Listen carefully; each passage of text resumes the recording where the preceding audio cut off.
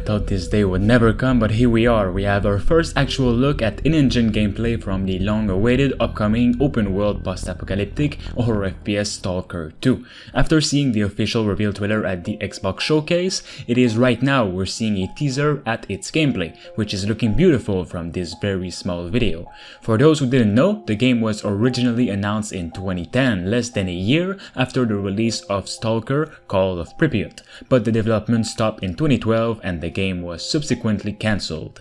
In 2018 it was announced that the development has been restarted and now we're finally seeing how it's all looking.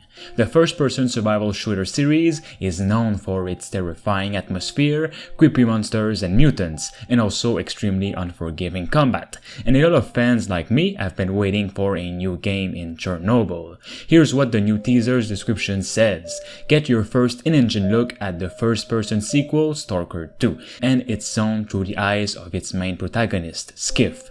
As developer GSC Game World puts it, this teaser represents how the game actually feels. Fast-paced change of scenery, ominous landscapes, and the ever-present feeling of an inevitable danger accompanied by a barely distinguishable guitar soundtrack. Stalker 2 is due for release at some point in 2021 on Xbox Series X, Day 1 on Xbox Game Pass, and PC. In the trailer itself, 3 different scenes can be seen as the character is walking.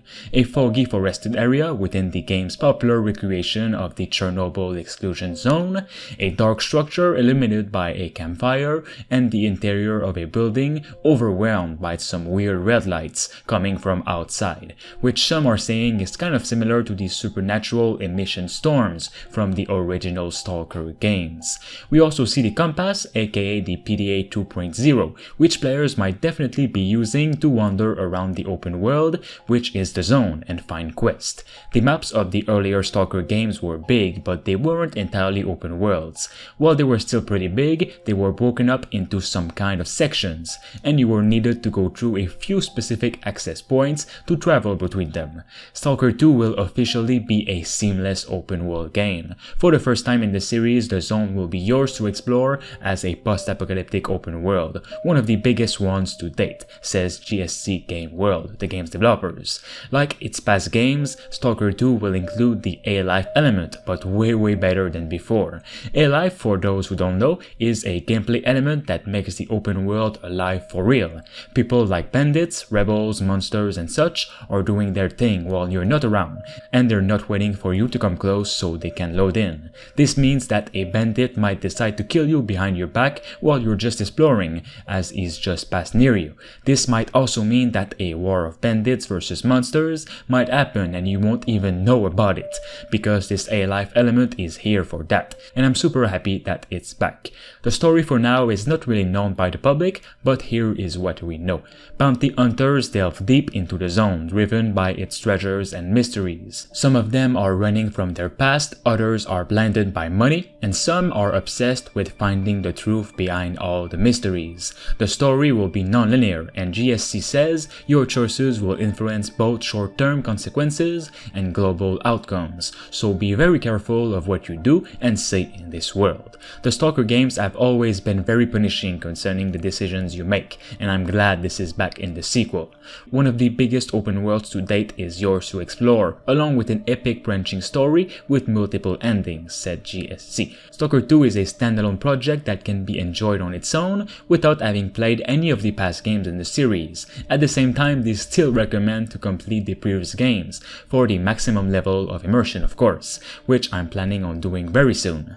Now it's really nice to know that Stalker 2 is actually coming in 2021. I seriously wasn't expecting that at all and was thinking of a 2022 release at the earliest, but I'm very glad it is sooner. Based on the in-engine teaser trailer, GSC World is taking full advantage of Xbox Series X capabilities. According to the game's listing on Xbox, Stalker 2 will utilize ray tracing, 4K Ultra HD, and will feature up to 120 FPS, which is very high for a console game, and I truly hope they can actually deliver.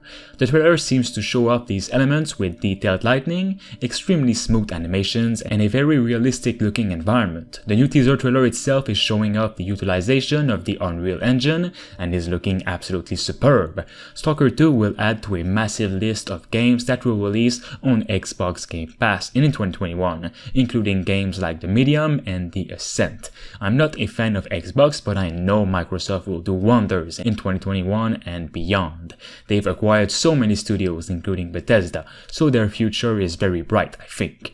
With the addition of Game Pass that gives a ton of games for a small fee is a huge move on their part, especially with Stalker 2. Alright guys, let me know what you all think of Stalker 2 and if you're excited for it. I'm definitely planning on covering more of it when we do have more, so definitely stay tuned on the channel. Don't forget to drop a like to give some support to the channel, and of course subscribe to stay tuned. Thanks to Space Beer Gaming, Rush Singbati, I Am Legend, Diamond Hunter 45, Themistocles, Rickno23 and Kianzo Fagari for being a master member on the channel. You can become a survivor member for as low as 99 cents a month. It'll help me and the channel as a whole to make more and better videos.